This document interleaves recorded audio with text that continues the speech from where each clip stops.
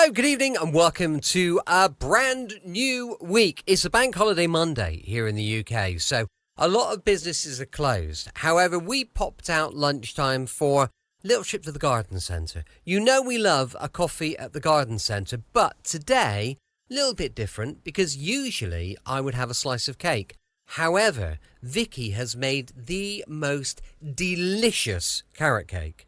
So I thought, well, why would I buy a slice of cake for £4 when I've got a gorgeous carrot cake at home made by my dear wife? So I decided that I would forego my bit of cake and just had a coffee instead.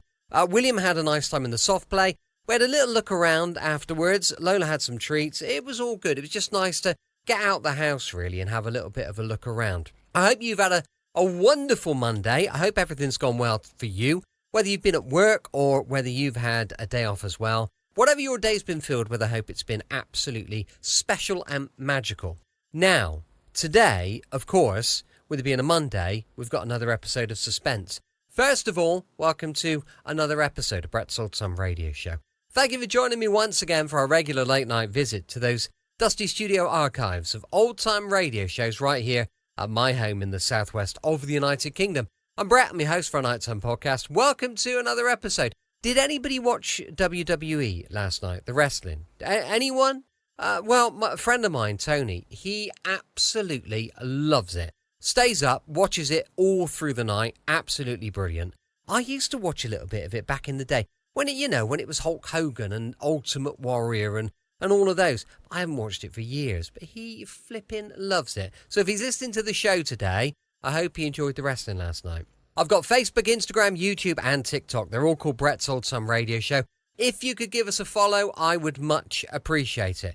This, of course, is super important. We've got our books for sale on Amazon. Go check them out. Just look up my name, Brett Orchard, on Amazon, and you will find an array of wonderful children's story books. I've got an adult one as well I've just done. It's a bit of a political thriller, so I'm hoping you'll take a look at that. That goes live later in the week. For now, we have got a new episode of Suspense. This one was first broadcast on the 27th of April, 1943. It's called The Diary of Sophronia.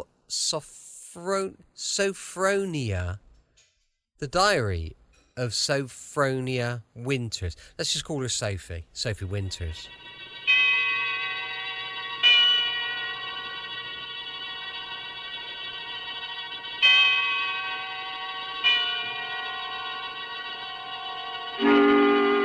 Suspense.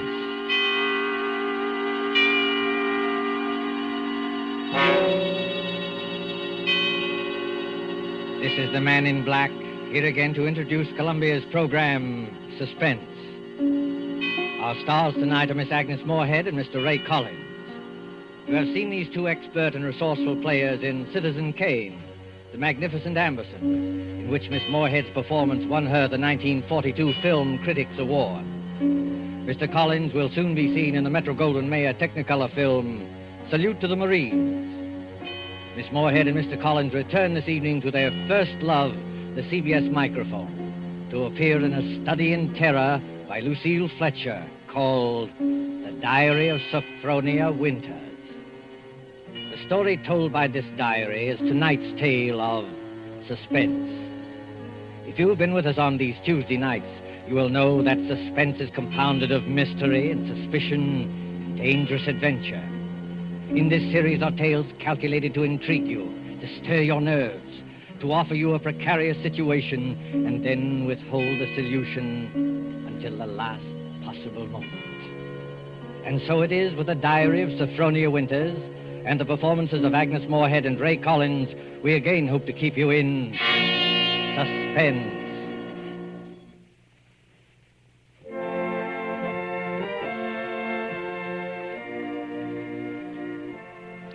February 1st, St. Petersburg, Florida. I, Sophronia Winters, have hereby begun this diary because on this date I feel for the first time that I've begun to live. Diaries are no good unless one has thrilling experiences. For 40 years, I've never had what could really be called a thrilling experience. But Papa's death has changed everything. Here I am in beautiful St. Petersburg with everything to start life anew, money in my purse, 2 suitcases full of new clothes, and a gorgeous new permanent wave. And Florida is really the land of romance. It doesn't matter whether you're 17 or 70. There are parties and dances and bingo games and flirtations for all. My landlady, in fact, tells me that people often become engaged and even married to perfect strangers overnight. I'm still shy, of course, but just the same, it's such fun and so thrilling to think one's fate may be just around the corner.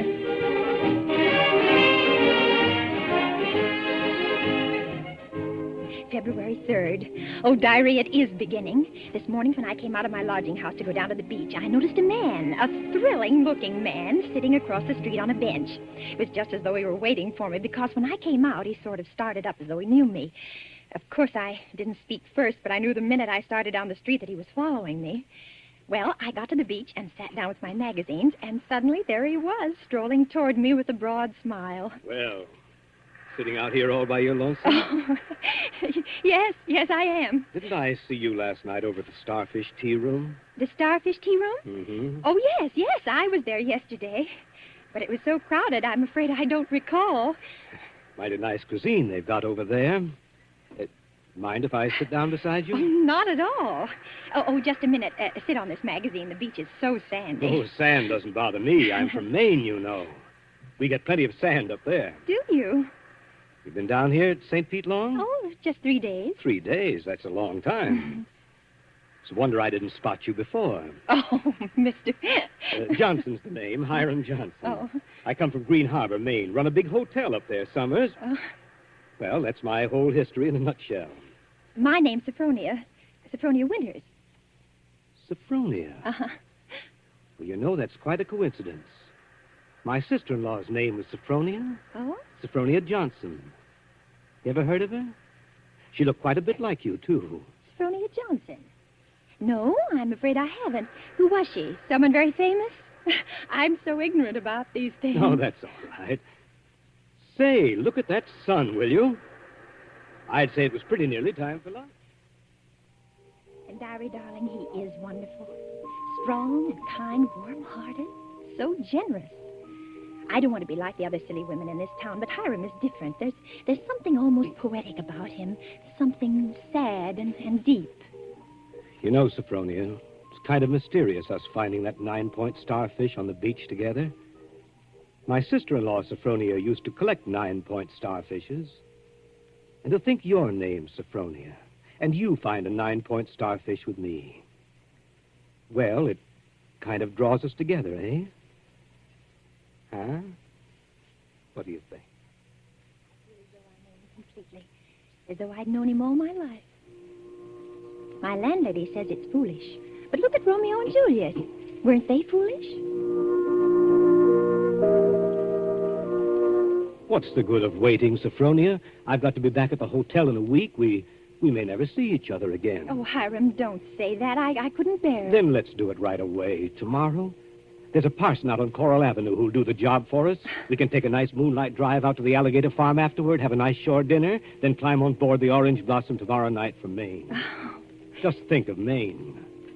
The big dark pine woods, the sand, the bay. The two of us alone together. The two of us alone together.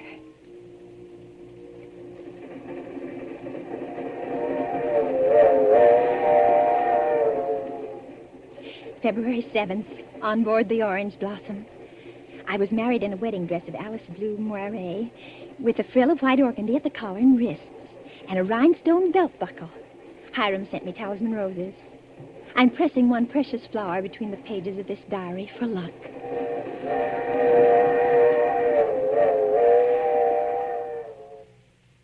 See it beyond this bend in a couple of minutes. Bags heavy? No, not particularly, dearest. Oh, I can't get over that taxi man at the station. Imagine his insolence, saying he couldn't drive us over. Maybe he didn't have any gas. It happens sometimes around here. Well, anyway, I'm glad the weather's so mild. Can you imagine what it would be like in a blizzard? There's the place. Oh, wait a minute. I don't want to look till I put down these bags. Now, where? There. Through those big pine trees. Oh, it is big, isn't it? 125 rooms. So many fire escapes and balconies and porches and towers. I stayed in a hotel like that once years ago with Papa. It was very fashionable then. My grandfather built that place 50 years ago. Hasn't been changed much since. No? Well, of course, you've put in modern plumbing. Not yet. Here we are. Walk in. Oh, what's that? Just a foghorn out in the bay. Fog? We get it almost every night in this kind of weather. What are you locking the gate for? Why not? There's nobody coming in after us. Or going out again for a while. But I thought you said the hotel. The hotel is empty.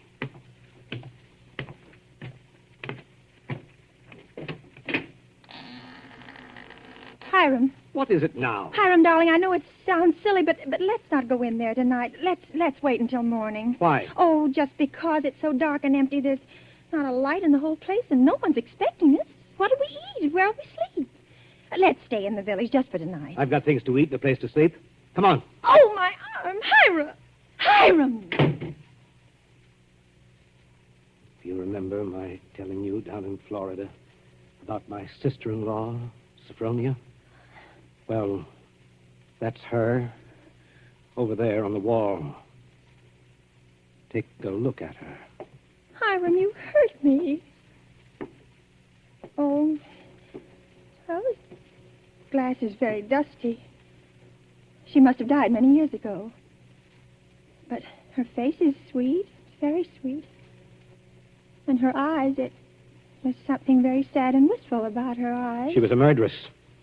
She was hanged in Portland 25 years ago for the murder of my brother Ephraim, here in the lobby of this hotel. She murdered him in cold blood with an axe. That fire axe hanging over there on the wall. Hiram. It was a summer day. There were guests sitting out on the front porch in the rockers. It was just after lunch. My brother Ephraim was sitting at the desk counting his loose change. My mother was crocheting in that old wicker rocking chair. Sophronia came downstairs, humming a hymn. Oh, don't, Hiram. Please don't tell me any more. Why not? Well, it makes me nervous to hear it like this in this big shadowy lobby. And your eyes, Hiram. Your eyes. Hiram, you're acting so strange. Hiram, what's the matter with you, dear? I know it was a terrible tragedy, but it happened 25 years ago. Don't touch me, Sophronia. Don't touch you. Do you remember what I said to you in Florida? What did you say? Well, you said a million sweet and wonderful things to me, Hiram. I said you resembled my dead sister-in-law. Look at her again. Look at her closely. Sophronia. But why?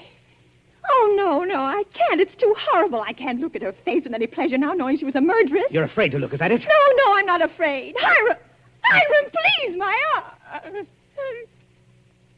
Oh, very well. I'll look. Now, stand there quietly, like that. Take off your glasses. That's all I wanted to see. That's all I wanted to see.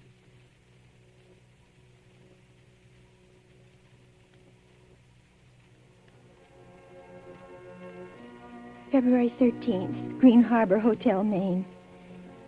I can't understand it. I try to fathom it, but my head aches and my heart is heavy. The hotel is deserted. Has been for 25 years. Everything is covered with spiders and cobwebs. Great dining room with its oak woodwork is alive with rats. And a row of broken rocking chairs on the front porch faces emptily out to sea. Does he mean this to be my home? He's downstairs in the shabby parlor, off the lobby, playing the harmonium.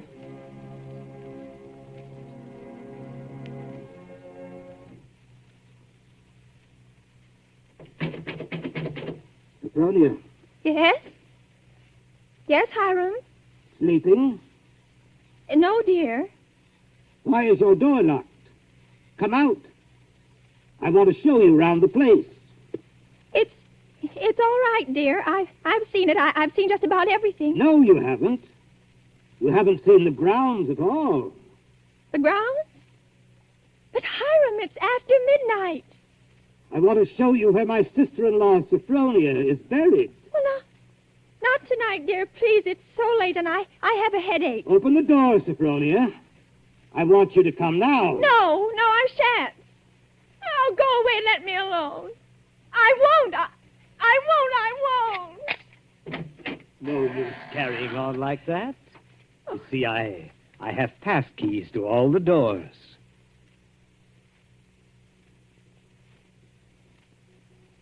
See, Sophronia. Beyond, where those 4 birches are standing, it's where my sister-in-law, Sophronia, was laid away 25 years ago. It was the biggest funeral in the neighborhood. Folks crowded outside the gate with the dozens trying to get a look, but we wouldn't let them. Buried her ourselves without a service out here by herself on the grounds. Ephraim is buried in town, but not Sophronia. I had a feeling I'd have to keep an eye on her even then. Keep an eye on her? I knew she was one of those restless sleepers who wouldn't stay quiet in her own grave. I knew before the year was out she'd find some way to start roaming around, hunting for mischief again. She was a young she-devil to the core, Sophronia. And they could hang her till doomsday. Wouldn't do any good. You mean you think she haunts this hotel? No, not this hotel. She never had any use for it, alive or dead. No. She makes for the warmer climates. She was always a cold-blooded little fish, freezing and shivering all the time. It's places like California and Texas and Florida she makes for. Florida? Yes, that's one of her favorite haunts, particularly around St. Pete. She likes the flowers and the sun and the romance. Hiram, I feel cold. Do you mind if I go inside Just now? a minute. I haven't explained everything. You think I'm crazy, I guess. Crazy. But I'm a lot smarter than some people give me credit for. Because, you see, I have found her now. 3 times. Do you see that grove of birches over there? Under every one of them's a grave. I found her wandering the earth in disguise 3 times. And I've killed her 3 times. It still doesn't do any good. She's still restless. You mean you've killed 3 different women? So now I keep another open grave to remind her. It's waiting now. Would you like to see it, Sophronia? No, Hiram. No, please, Are you afraid to see it, Sophronia? No, Hiram, you don't mean to say that you think, just because my name happens to be Sophronia, and that I look a little like... Think what, Sophronia? Nothing.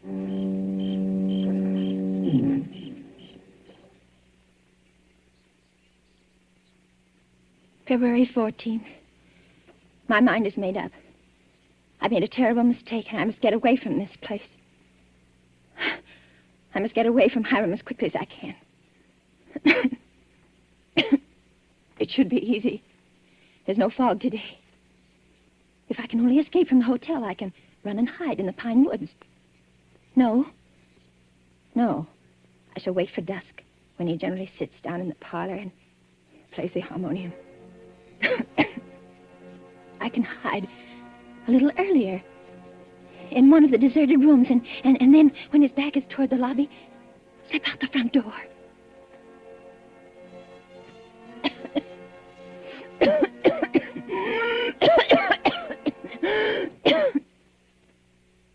Sophronia? Sophronia? Sophronia! Oh, there you are. What's the matter? Anything wrong? No, Hiram. You didn't want anything outside, did you? Because if you do, you'll have to ask me to get it for you. You see, I always keep the front door locked. Yes, Hiram. Yes, the back door, too. And all the doors leading out into the porches and fire escapes. And a good many of the windows. It makes one feel safe from thieves and peeping Toms. Oh, you've got a cold. That's too bad. Yes. I must have caught it last night. Outdoors. The damp. You ought to be in bed. A good bed. The only good bed in the house is in my sister-in-law, Sophronia's old room. No, Hiram. I'm all right. Is this a little head cold? Oh, little head colds often develop into pneumonia. Why, it's too bad I didn't think of that before. You might have slept in it from the beginning. Here, up these stairs. What? What's the matter? Are you so weak? No. No, I'm all right. This room is the cleanest in the hotel, too. I've always had a sort of suspicion about it. You see, I've kept everything as it was. What's the matter? Nothing. It's just... It seems kind of familiar. No. It's just that seeing it so clean, seeing it as though someone were living here, as though they'd only just stepped out for a moment. It's as she left it that afternoon when she walked down to murder my brother. You see her needlework on the table with the needle sticking in it? And her hymn book still open? She was very fond of singing hymns, Sophronia was. Had a nice voice, too. I used to accompany her. Oh. I'll turn down the bed for you. Then you can get undressed while I go and make you some hot tea. No, I don't want any. Here's the closet. You can put on one of Sophronia's dressing gowns.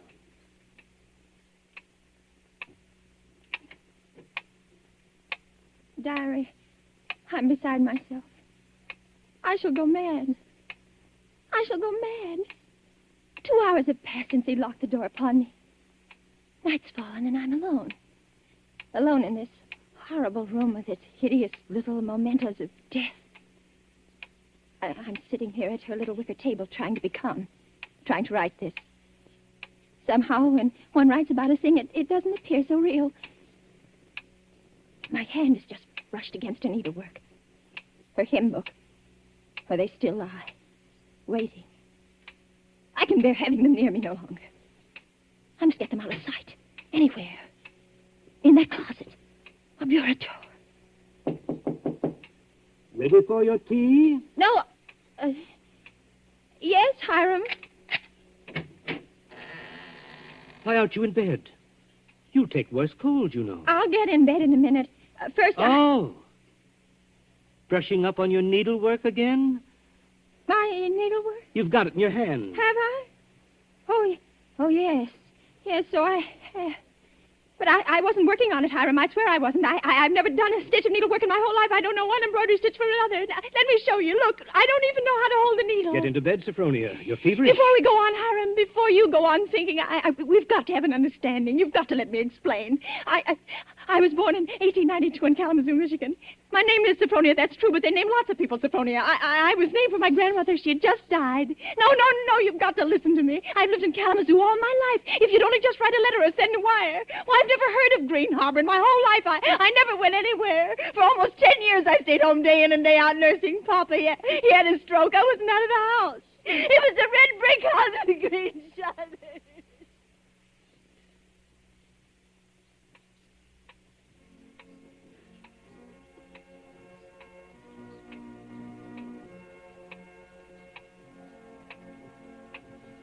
February 15th. Now I live only from moment to moment, listening to each creak upon the stairs. I've been in bed all day. It's night now. A foghorn has begun to blow again.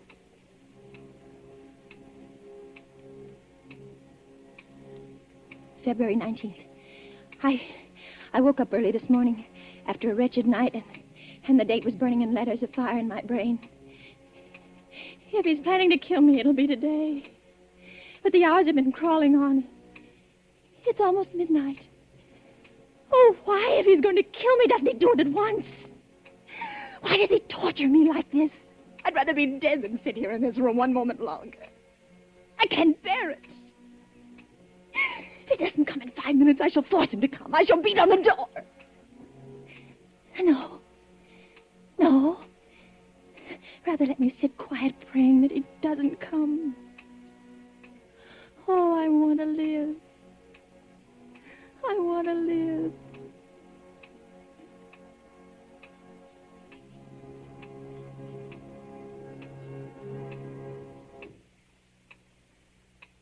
Sophronia! It's come. Sophronia! Come downstairs. I want you to sing me a hymn. Sing? He never asked me to sing for him before. But she sang.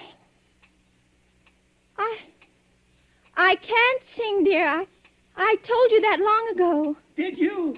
Well, I'd forgotten. And besides, how can I come downstairs when my door's locked? It's unlocked. Try it. Unlocked? Oh, no.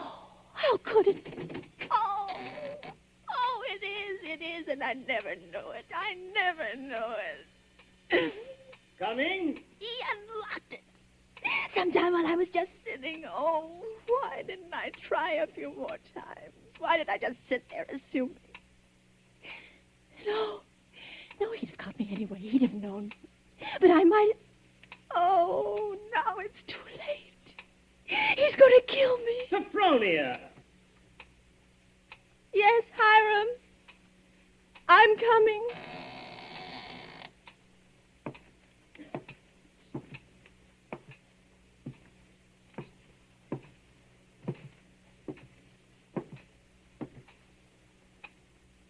Hiram, where are you?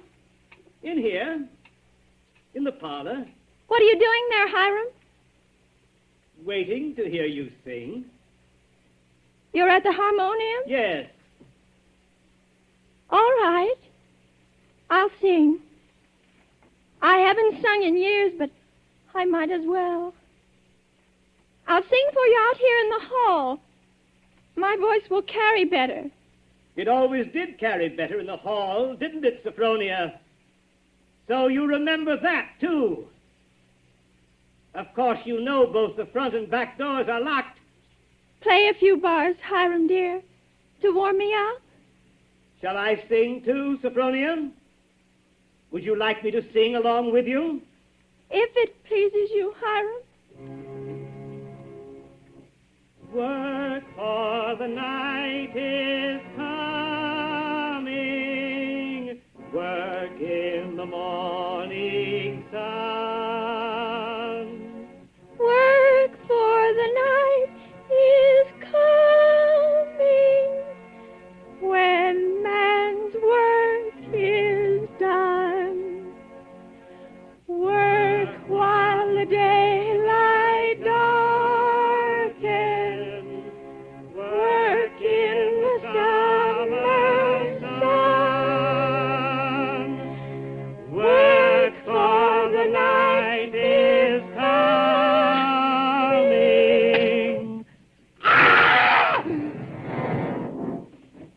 When man's work is done.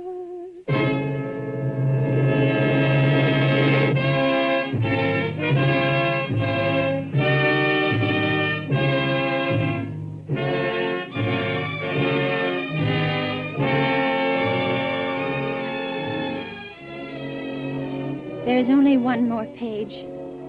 Shall I read it to you? Yes. Yes, go ahead. March 22nd. I've been sick, I think, for a very long time. The pages of my diary are blank, but I shall take you out again, poor diary, today and start you over again. No, I shall never look back at the other pages. I shall only write on and on about this beautiful place, so that no one reading this diary will ever know that I did it.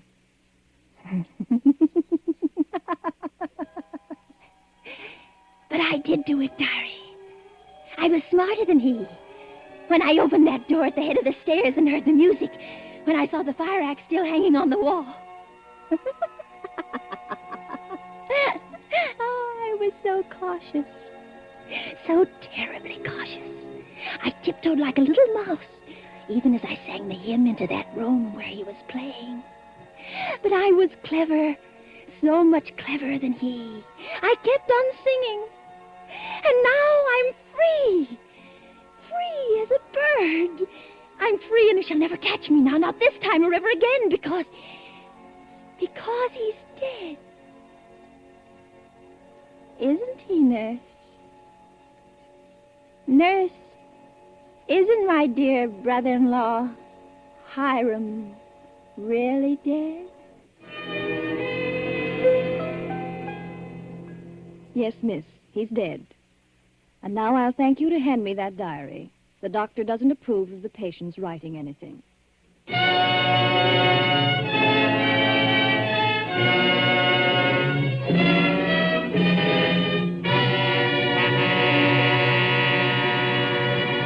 And so closes The Diary of Sophronia Winter, starring Agnes Moorehead and Ray Collins. Tonight's tale of Suspense.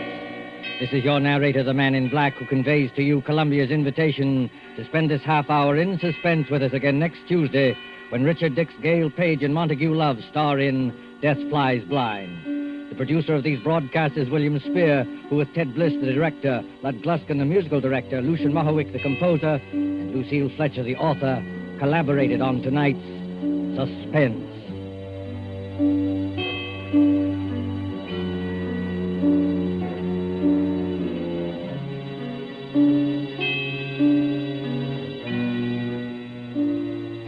This is the Columbia Broadcasting System.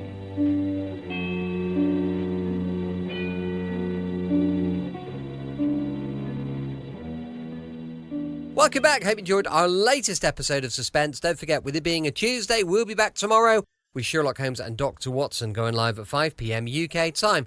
As mentioned earlier, we've got a bunch of books to sell on Amazon. Go check them out. Just look up my name, Brett Orchard, and they will be there with bells on. Thanks for listening. I'll be with you 7 days a week, each and every week, and I'll see you tomorrow on Brett's Old Time Radio Show. Love you. Bye.